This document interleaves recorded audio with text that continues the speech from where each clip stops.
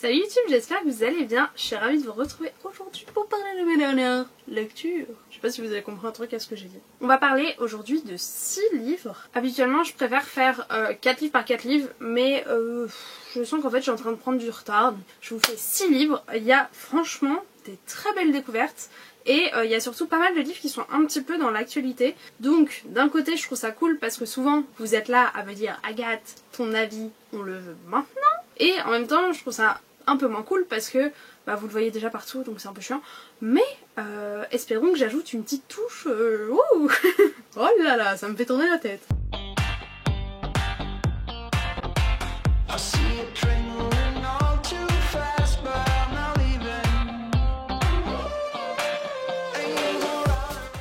Premier livre dont on va parler aujourd'hui dans ce point lecture, le tome 2 de American Royals qui s'appelle Sa Majesté de Catherine Maggie que l'Humaine m'avait envoyé très gentiment. Ce livre-là vous dit déjà peut-être quelque chose puisque c'est le dernier livre que j'ai lu pendant mon challenge. J'essaye de lire 100 pages par jour pendant un mois.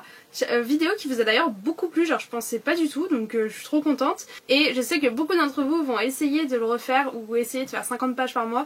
Donc tenez-moi bien sûr au courant si vous aussi vous réussissez et si surtout ça vous éclate parce que si ça vous éclate pas, stop. C'était très engagé comme mouvement. Dans le tome 1 d'American Royals, vous allez suivre 4 personnages féminins. Vous allez suivre Béatrice qui est la future reine des États-Unis vu qu'en fait c'est un monde parallèle où au lieu que Washington soit le premier président des États-Unis, il devient le premier roi des États-Unis. Et donc en fait, dans la lignée de descendance, il y a quelque chose qui a changé et Béatrice va pouvoir devenir la première reine.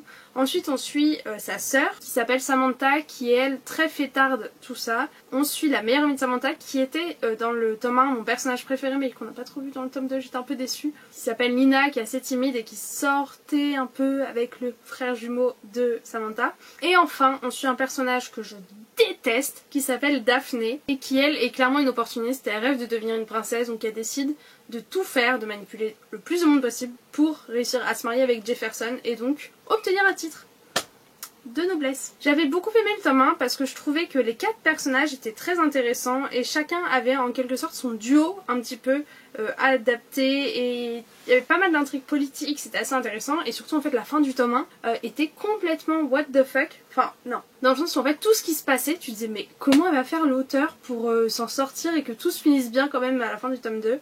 Je suis assez mitigée sur ce tome 2 parce que en fait j'ai pas aimé ce qu'a fait l'auteur. Dans le sens où l'intrigue tout ça, ça va, ça me dérange pas. Il y a beaucoup moins de trucs politiques, c'est plus axé sur le mariage de Béatrice et sur du coup son règne. Voilà, je vais laisser des guillemets. Et en fait ce que j'ai pas aimé c'est que comme je vous dis à la fin du 2, par exemple si machin et machin ils étaient ensemble, elles s'arrangent pour que tu te dises mais comment ils vont s'en sortir dans le tome 2 et ben en fait ce qu'elle fait c'est qu'au lieu que machin et machin ils se remettent ensemble dans le 2 et ben elle prend machin et un autre machin qui était déjà avec machin d'autre pas du tout précis. Ok on va dire on a A et B ils sortent ensemble et on a B et c'est quoi après C et D qui sortent ensemble. Et en fait elle au lieu de rabibocher A et B et C et D, non elle va faire A tu vas avec C, D tu vas avec B et ça j'ai pas du tout aimé.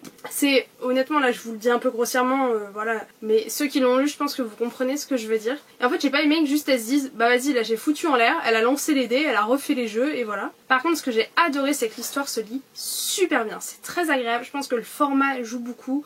Le fait qu'on alterne à chaque fois les chapitres c'est que du coup à chaque fois t'as un petit personnage préféré donc t'attends qu'il revienne et au moment où tu dis bon vas-y je pose le bouquin, elle revient et du coup ça relance le truc mais c'était que de la romance pour moi. Dans le tome 1 je vous dis il y avait de la politique, dans le tome 2 j'ai l'impression qu'il n'y avait plus du tout de politique, c'était juste qui va sortir avec qui et qui va finir avec qui et ouais... Le côté famous et tout, j'ai moins aimé. Je sais pas, j'ai vraiment le tome 1 j'avais adoré et le tome 2 beaucoup moins. Je suis trop déçue, je suis dégoûtée. J'ai quand même mis 3,5 sur 5. Ouais, ça va passer à 3, même j'hésite à 2,5. Non, je sais pas en vrai. Et aussi, je trouve que des fois la construction de l'histoire était bizarrement faite. Enfin non, j'étais pas fan et du coup c'est bête parce que ça altère un peu mon jugement sur la duologie. Ensuite pour le 24 Hours Readathon, j'ai lu un livre et j'étais trop contente de l'avoir lu en une journée. C'est The Fire qui est le tome 2 de la saga The Elements écrite par Brittany Seccheri et que j'ai ici chez Hugo Poche. Wow. Et alors là, superbe surprise, j'ai adoré, je m'attendais absolument pas à tout ce qui se passe dans ce livre. Sauf que, en mode, vraiment les 3 quarts du bouquin j'étais à fond et je me disais putain ça va être un coup de cœur intersidéral. Et le dernier quart, en fait je sais pas si c'est parce que j'ai pas aimé à proprement parler et on se prend pas la tête, ou si c'est parce que comme j'étais dans le 24 Hours Readathon, je voulais lire le plus vite possible avant que les 24 heures s'arrêtent. Et la fin, mais rien du tout, je m'attendais à pleurer. Honnêtement, je m'attendais vraiment à pleurer. C'est passé beaucoup trop vite. J'avais un peu les guillis dans le ventre, mais pas trop. Et vous savez que ça, c'est mon baromètre pour savoir si la romance me touche beaucoup. Je l'ai eu énormément au début et vers la fin, je m'en foutais un peu. Et du coup, c'est là que je suis un peu revenue sur faire des 24 heures Readathon. Est-ce que c'est une bonne idée? Parce que je lisais les pages le plus vite possible pour finir le livre avant, parce que après je devais partir. Et du coup j'étais un petit peu déçue. D'ailleurs on était en live quand je l'ai fini et j'avais dit bon, on s'était refait un sprint de 30 minutes et j'avais dit bah il me reste 30 pages, si vous me voyez pleurer vous inquiétez pas. Et du coup quand le reading sprint était fini, tout le monde m'a dit alors regarde t'as pleuré et tout, et j'étais en mode non pas du tout, et genre pourquoi j'aurais pu, enfin tu sais j'étais complètement paumée en mode je sais pas, il m'a rien fait ce bouquin. Et je me rends compte que je ne vous ai pas fait de résumé. Je suis désolée. On va suivre Logan et comment elle s'appelle la girls, Alyssa je crois, un délire comme ça, non? Oui c'était Alyssa. Oh je suis méga fière de moi les gars. Donc tu vas suivre Logan et Alyssa qui se rencontrent quand ils ont je crois 15-16 ans. Alyssa c'est une gosse un peu paumée, enfin il se passe rien de bien intéressant dans sa vie, elle a des problèmes dans sa relation avec sa mère et elle travaille dans un supermarché le week-end. Et en fait elle a toujours eu un crush sur un garçon qui fait partie de cette bande qui traîne devant les supermarchés en train de fumer, rien faire trop de leur vie.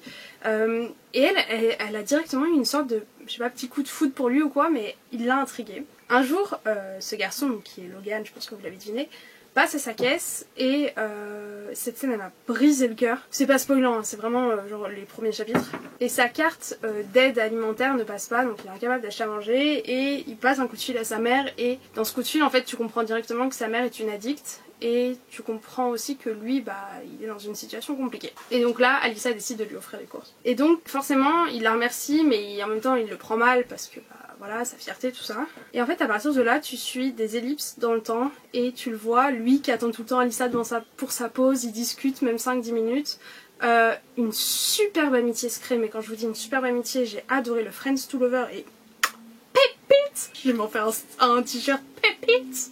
Et en fait ce livre m'a retourné parce que Alyssa c'est une personne foncièrement bonne et gentille qui, comment dire, et à côté t'as Logan qui, il est né dans la mauvaise famille. En fait ce qui m'a brisé le cœur c'est que la première fois de ma vie que je vois dans un livre un vrai bad boy, je sais pas trop comment dire. En mode, tu vois par exemple, tu prends Hardin, bad boy de After, du roman After, je pense que vous connaissez certainement. Le gars il fait quoi? Il a un comportement très autodestructeur avec l'alcool et les cigarettes. Mais c'est tout, enfin c'est tout, c'est déjà bien. Ne buvez pas. Lui, il y a un moment vraiment, j'ai fermé le livre et je me suis dit, ouf, attends, respire, 2 secondes là, c'est question de seringues, de cocaïne, tu vois, tu passes quand même drogue dure. Et en fait, ce côté de il a une mauvaise journée du coup, mais quand je te dis une mauvaise journée, c'est son père bat sa mère, genre c'est une horreur, hein, vraiment sa vie. Et bah du coup, il se pique pour que pendant une nuit, il oublie tout. Et j'ai trouvé ça tellement bien écrit et relaté que en fait, tu te sentais mal pour lui et je dirais pas que tu lui excusais, mais en fait, tu le comprenais et ça faisait sens et c'était pas juste bad boy. Je sais pas si cet argument était valable, genre bad boy. Non mais en mode ouais je fais ça pour faire mon cahier. Non, il fait ça parce que sa vie est tellement nulle que c'est le seul réconfort qu'il a dans les drogues. Jusqu'au jour où en fait tout va dégénérer, sauf que ce qui se passe c'est que je connais Brittany Cherry, c'est la reine de te faire un premier créneau quand ils ont, je sais pas, 18-20 ans, et un deuxième à la fin de leur vingtaine. Et sauf que je voyais pas le deuxième créneau arriver, je me disais mais qu'est-ce qui va se passer? Et en fait, à la moitié du bouquin, t'as une ellipse de 5 ans, non je suis pas sûre de ça, mais une grosse ellipse, et là voilà, après ils se retrouvent blablabla blablablou. Et en fait j'ai beaucoup plus aimé la première partie du livre, je sais pas si c'est mon côté de j'aime bien quand tout va mal. Mais je comprends totalement pourquoi certaines personnes ont un coup de cœur pour ce livre. Il se démarque sincèrement et par contre vraiment beaucoup de trigger warning, soyez prêts et c'est pas un roman facile à lire mais c'est bien fait et voilà, je suis très contente de l'avoir lu et c'était un très beau livre. Il me reste du coup maintenant le tome 4 de cette saga The Elements à lire que Victoria m'a offert, donc de lire. Et en fait, j'aurais bien aimé que la fin soit... Pour moi, une romance, c'est soit genre ça se finit bien, soit négatif. Là, je vais pas vous dire dans quel sens ça se finit, mais j'aurais aimé que ce soit l'autre, en fait. Et du coup, et ben voilà, genre, voilà. J'arrête là, je vais vous spoiler sinon. Nous allons maintenant parler d'une dernière sortie de chez Pocket Jeunesse qui s'appelle La carte des confins de Marie Replin. Marie Replin que vous connaissez sous le nom et pseudo Muffins and Books. Et je suis trop contente d'avoir lu son livre, c'est moi qui l'ai demandé à Pocket Jeunesse, qui a bien voulu me l'envoyer très gentiment. Il faut savoir que j'ai déjà rencontré Marie en vrai, dans la seule rencontre un petit peu blogueur que j'ai fait de ma vie. C'était pour The Hate You Give. C'était un petit déjeuner avec Nathan où on avait rencontré du coup la traductrice de The Hate You Give, la directrice de collection, et il nous avait parlé du coup de cette sortie. Et en fait avec Marie on était assises à côté je crois, et donc on avait vachement discuté. Et après je l'avais suivi sur Instagram et on avait parlé 2-3 fois de son roman. J'avais essayé de le lire sur Wattpad, sauf que en fait j'arrive pas, moi Wattpad c'est soit je lis un bouquin d'un coup, mais j'arrive pas à me tenir à un chapitre par semaine ou ce genre de choses. Et du coup quand j'ai vu qu'elle était publiée, j'étais tellement heureuse pour elle, je trouve ça génial. Et je me suis dit forcément que fallait que je le découvre. Surtout que c'est une histoire de pirate et c'est quelque chose que j'aime beaucoup, que je trouve qu'on voit pas trop, du moins en français. Déjà, point hyper positif, j'adore les formats Pocket Jeunesse, vraiment c'est un de mes formats préférés à lire. Et en plus, ça se voit qu'il vient d'être édité, vous voyez les pages elles sont pas encore collées. Et du coup dès que je le lisais j'arrêtais pas de faire. Je sais pas si vous voyez ce que je veux dire. Tu vois, ça se sépare et je trouve ça hyper satisfaisant. Bref, voilà, je suis très une personne qui regarde les vidéos satisfaisantes sur Instagram et tout. Dans ce livre, vous allez suivre deux personnages, Callie et comment Blake. Callie et Blake, les noms m'ont vachement fait rire. Callie, elle a eu une enfance pas très facile, elle a fui chez elle et depuis en fait elle se cache pour pas qu'une personne puisse la retrouver. Et c'est devenu une voleuse hors pair. Donc elle vole surtout elle a des objets magiques qu'elle revend et elle est connue pour ça. On est dans un monde où la magie existe mais est très mal vue, sauf dans certaines îles où tous les magiciens se sont regroupés et du coup vivent ensemble dans la bienveillance, La La Land. Mais autrement, être une sorcière en général c'est très dangereux. Et bon, je vais pas trop vous raconter l'histoire des objets magiques, mais c'est très intéressant, cette mythologie et l'univers était très sympa. Et un jour, Callie va vendre à Blake, qui est le chef, le capitaine d'un équipage de pirates, un compas magique, sauf qu'en fait la transaction va un petit peu mal se passer, les deux vont essayer de s'arnaquer, bref voilà, et Callie va devoir se retrouver en fait à se cacher sur le bateau de Blake, pardon. Et de là commence une épopée ensemble. Callie va adorer en fait vivre sur ce bateau pirate et voilà, je m'arrête là pour le résumer. J'ai beaucoup aimé ce livre, j'ai vraiment beaucoup aimé ce livre, j'ai adoré la camaraderie entre les pirates, c'était vraiment trop cool. Callie est un super personnage, même les deux en fait, les deux personnages sont vraiment trop bien. Et en fait ils partent à la recherche de la carte des confins, je vous ai même pas dit. Ça m'a fait très penser à One Piece, je sais pas si c'est moi qui... Le point positif pour moi de ce livre c'est vraiment le rythme qu'il y a. Ça se dévore, c'est quand même un livre qui fait presque 500 pages, ce qui est quand même beaucoup. Enfin beaucoup, ouais non, tu vois ce que je veux dire quoi. 445 pages pour un premier tome, c'est quand même pas mal. Et ça se lit super facilement, très rapidement. Il y a une chose à laquelle je ne m'attendais pas, c'était la romance. Qui met un peu de temps à arriver et tout. Mais il y avait... En fait la romance était énormément au centre des pensées des deux personnages principaux vu que les chapitres alternent. Et en fait je n'y attendais absolument pas, j'avais jamais lu chez Pocket Jeunesse un livre autant porté vers la romance. Et pour moi c'était largement un truc que tu pouvais avoir chez Hugo Roman, et notamment il y a, pour les amateurs de romance et qui ont lu ce livre peut-être que vous verrez, il y a un moment qui est un peu un moment clé qu'il y a dans toutes les romances. Et là c'était fait d'une manière où les mots qui étaient utilisés et comment la déclaration était faite, ça pouvait être totalement sorti d'un livre de chez... J'ai l'habitude de dire Hugo Roman parce que je lis principalement des romances de chez Hugo Roman, mais même en général de la trame de romance. Et ça m'a un peu surprise, et comme j'y allais en m'attendant à de l'aventure, de la piraterie, je m'attendais pas du tout à une romance, genre je me disais oui probablement, mais voilà. Ça m'a un petit peu surprise, mais après j'ai vu que l'autrice avait vraiment dit sur Instagram, et tous les gens qui depuis l'ont présenté sur leur chaîne disent Marie a vraiment prévenu qu'il y avait pas mal de romances dedans et tout. Et en fait si je l'avais su peut-être que ça m'aurait moins surprise, oui ce qui est plutôt logique. Le point négatif c'est que depuis que je suis Marie, j'ai vu plein de TikTok, des montages où elle dit « Ah, la fin était horrible », elle fait « En même temps, c'est pas moi qui vais vous dire ça, avec la fin de la carte des confins, machin. Ah, la fin est horrible. » Ouais, voilà, je l'entendais, et j'entendais tous les gens qui l'avaient lu. Je l'ai lu la première semaine, hein, donc voilà, qui m'ont dit « Oh, gars, tu vas voir la fin, tu vas pas t'en remettre et tout. » J'ai deviné la fin. Je suis dégoûtée, j'ai vraiment deviné la fin. Et j'ai pas juste deviné la fin 10 pages avant qu'elle arrive, j'ai deviné la fin à la moitié du bouquin. Et du coup, j'étais forcément dégoûtée, comme vous pouvez vous en douter. Parce que tu sais, je voyais le truc avancer, je fais ouais ça va là où j'ai dit que ça allait aller, et voilà, qu'est-ce que je te dise. Donc ouais, forcément quand t'es pas surprise c'est un peu moins agréable, mais c'était quand même un très bon moment, et je lirai le tome 2 avec un très grand plaisir, tome 2 qui n'est pas encore écrit, donc je pense qu'on va pouvoir l'attendre un petit moment. On continue avec un autre tome 2, qui là je pense est un bon coup de cœur des familles, c'est The Wicked King de Holly Black. Oui, je l'ai lu, ça y est, vous avez été tellement nombreux à me taper sur les doigts, je l'ai lu, c'est bon, arrêtez de me harceler.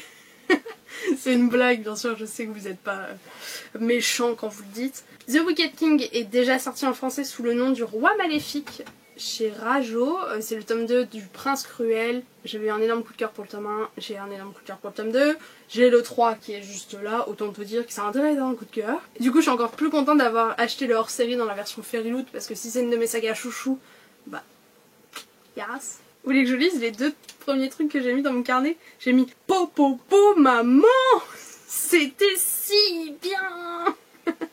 Voilà, je m'arrête là dans cette chronique. Le topo du Prince Cruel, en gros, c'est un monde de fées où Jude, sorry, pardon my French. Jude, qui est une humaine, en fait, va être élevée dans ce monde des faées et va toujours essayer de trouver sa place et ressentir qu'elle a quelque chose, en fait, à prouver à tous ces faées qui se moquent d'elle, forcément, vu que c'est une mortelle.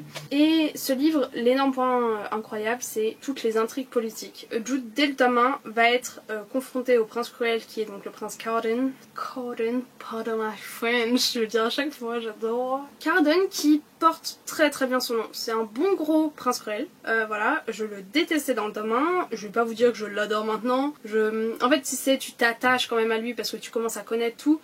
Et puis il change, il évolue, c'est une très belle évolution du personnage, très très bien. Ce que j'aime beaucoup, c'est que pour une fois, c'est un vrai enemies to lover, genre vraiment, ils sont enemies, mais ils s'attirent un petit peu, mais ils sont ennemis. Il n'y a rien d'autre de c'est un bad boy en fait, pourquoi pas, il est différent avec moi. Non, non, il n'y a pas de ça ici, on mange pas de ce pain là. Genre vous dire que la romance avance pas dans ce tome 2, ce serait un petit peu vous mentir, mais en même temps pas tout à fait. Je pense que chacun a son avis. Pour moi, on n'a pas réellement une grosse romance, mais il y a plein de petits signes et t'es là, tu fais oh. Donc voilà, j'ai postité beaucoup de choses. Pour moi, j'ai pas tendance à postiter autant de trucs, mais là j'étais obligée. Cette fin, je ne l'ai pas vue arriver. En fait, ce qui se passe dans The Wicked King et ce qui fait que, enfin dans le Prince Cruel en général, et qui fait que je n'arrive pas à deviner la fin, c'est que c'est pas juste toute l'intrigue monte, tu vois toutes les choses, tu sais, se décanter à droite à gauche pour au final gros retournement de situation. C'est pas ça, c'est un petit retournement de situation. Là, t'en as partout, et à la fin, apogée, et tu te fais, c'est là-dedans que l'auteur nous a emmené depuis le 1 et la fin du 2, mais tu te dis, mais comment c'est possible? Enfin non, c'était vraiment trop bien, les 2 tomes sont déjà sortis en français, allez-y s'il vous plaît. Et le 3, je pense, va être traduit vu le succès qu'a cette saga. Non, c'était vraiment très bien. Ah oui, et aussi je trouve que l'univers est très facile d'accès. C'est pas un univers hyper complexe avec plein de systèmes de magie et tout, non, c'est juste un univers de fées que tu pourrais imaginer de base. Et c'est juste une cour royale en fait. C'est juste le fait que ce soit des faées, ça ajoute qu'ils sont immortels, donc ils se croient un peu supérieurs. Donc voilà, je pense lire le tome 3 pendant le mois de juin. Avant-dernier livre, c'est un long point lecture qu'on a ici. C'est Meurtre et pépites de chocolat de Anna Swensen. Non, de Joanne Flux et les enquêtes d'Anna Swensen. Que j'ai vraiment bien aimé. C'est un petit cozy mystery. Vous allez suivre du coup Anna Swensen, c'est dur à dire, punaise, qui est une pâtissière dans la ville d'Eden Lake. Moi, je l'ai vachement imaginé comme Virgin River. C'est aux États-Unis, une petite ville où tout le monde se connaît au bord d'un lac. Et elle tient du coup une pâtisserie café. Et un jour, elle va retrouver dans la cour, enfin, dans le parking derrière la pâtisserie, quelqu'un mort. Ah, ça c'est un spoil. Pardon. Elle va retrouver quelqu'un mort et du coup elle va forcément témoigner auprès de la police et en fait elle va devenir l'indique un peu de la police parce que le policier lui dit bah toi tout le monde te parle vu que tu tiens le café, tu les vois au quotidien, tu connais tous les potins un petit peu, tiens-moi au courant s'il se passe un truc. Sauf qu'elle, c'est pas juste tiens-le au courant, c'est elle va enquêter, elle va te trouver qui est le meurtrier. Et c'était trop bien, c'était vraiment trop bien. J'ai pas vu la fin arriver, juste ouais, dans les 30 dernières pages au moment où ça va se passer, voilà forcément. Mais sinon c'était pas du tout la première fois qu'on voit le personnage, je suis en mode ah c'est cette personne là qui a tué. Non, c'était beaucoup plus tard, donc ça c'était vraiment agréable. Le côté pâtisserie était très sympa, c'est vraiment cosy, tout le monde se connaît. Ouais, je sais pas si vous avez vu Virgin River, pour moi c'est une enquête à Virgin River, j'ai l'impression. Et ce qui est cool c'est que vous avez pas mal de recettes dans le livre, du coup ça ajoute un côté un peu interactif. et chaque personnage est bien développé autour. Et du coup j'ai hâte de voir dans les prochains tomes comment ça va se passer. Chaque fois il y a une enquête. À la fin de ce livre vous avez une nouvelle de 100 pages que j'ai pas lue parce que ça m'intéressait pas, qui se passe à Noël où Anna Swensen essaye de savoir qui lui fait des bonnes actions. En gros qui est son bon samaritain si j'ai compris. Et ça m'intéressait pas donc je l'ai pas lu parce que bon, m'en foutez. Mais si vous l'avez lu n'hésitez pas à me dire, et surtout si vous avez lu le 2 qui s'appelle je crois un truc avec Charlotte aux fraises. Bref, j'adore. Le dernier livre dont je vous parle, c'est une romance qui s'appelle Damage Like Us de cette personne et cette personne. Je sais pas du tout les noms. C'est une romance MM, donc une homo-romance, entre Farokhin et Maximoff. En fait, Maximoff vient d'une famille très connue qui... Donc en fait, si je vous reprends un petit peu la base, si j'ai bien compris... Vous avez, il y a un grand nombre d'années, quelqu'un qui a créé en gros le concurrent un peu de Coca-Cola, donc je sais pas, on peut dire Pepsi ou... Bref, une boisson qui est énormément vendue dans le monde. Et du coup c'était une personnalité, un businessman très connu qui a eu 3 filles. 2 filles, un garçon? Non, 3 filles je crois. Et en fait dans ces 3 filles, l'une d'elles était une nymphomane. Ouais c'est comme ça que ça se traduit en français. Une nymphomane et donc ses sextapes ont un peu leaké sur internet et tout. Et elle a fait le buzz, elle est devenue très connue et beaucoup de gens se sont attardés sur eux. Et du coup ils se sont aussi attardés sur les sœurs, leurs maris, il y a eu plein de problèmes d'addiction machin. Et tous ils ont eu genre 3 ou 4 enfants minimum chacun. Et donc ça fait toute une ribambelle de cousins, cousines qui sont hyper regardés par les États-Unis, ils adorent voir ce que devient cette famille. En fait, c'est un peu comme les Kardashians. Ils appellent cette famille la royauté américaine. Et donc, forcément, quand t'es connu, t'as besoin d'un bodyguard. En fait, j'ai envie d'avoir 2 millions d'abonnés juste pour avoir un bodyguard. Et on suit Maximoff, qui est l'aîné de tous ses cousins, qui est l'exemple, blablabla, qui est un personnage assez sympa, qui se retrouve un jour à changer de bodyguard. Et lui, il a trop les nerfs parce qu'il aimait bien l'autre, il le faisait pas trop chier. Et il se retrouve avec le bodyguard de sa mère qui s'appelle Faro, sauf qu'il a un petit problème parce que Faro c'est aussi le premier crush de Maximoff et c'est un peu lui qui lui a fait réaliser qu'il était bi. Donc voilà, lui il se dit attends, je vais passer 24 heures sur 24 à côté de mon crush, ça va être compliqué. Et en même temps tu suis les points de vue de Faro et c'était hyper sympa de voir leur point de vue à chacun, comment ils voyaient l'autre.